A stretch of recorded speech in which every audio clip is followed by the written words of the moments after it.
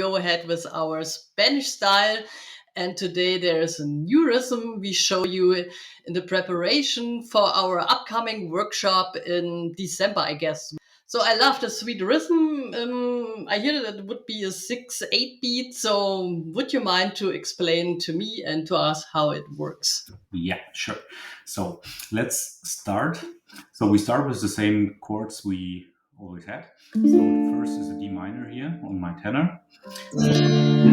So you start with down to do the part of the G string.